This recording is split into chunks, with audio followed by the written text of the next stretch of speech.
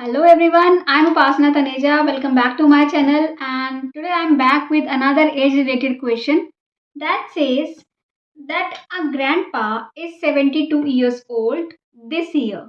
Like at present, if we talk about present, he is present age. We can say present age of grandpa is what? Is 72 years, and his grandson is 16 years old.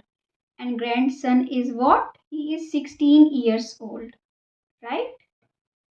Whenever we write, whenever we have any age related question, we always try to observe the question, read it properly, and then try to solve it. Okay, so we are given age of grandpa and grandson, the present age, right?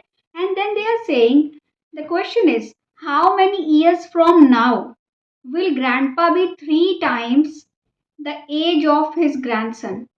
Now grandpa is 72 and this is grandson is 16. He is not three times, okay? He is much more than that.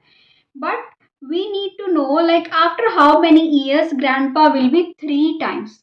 When we do not know, they are asking after how many years. So whatever they are asking, we say let us suppose that after after X years, grandpa will be three times. We do not know how many years, right? So, how will we make this equation now? After X years, grandpa will be what? Grandpa will be 72 plus X, and age of grandson will be 16 plus X, right?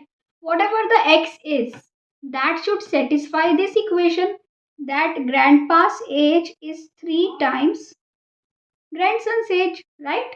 So we have 72 plus x is equal to 48 plus 3x, right? If I solve this equation, I subtract x from both sides, I get 72 is equal to 48 plus 2x, right? And now if I subtract 48 from both sides, what do I get? I get 24 is equal to 2x. Dividing by 2, I get x is equal to 12, right? So that means after 12 years, grandpa will be 84. 72 plus 12 is 84 and grandson will be 28. So now we can easily see that 28 times 3 is what?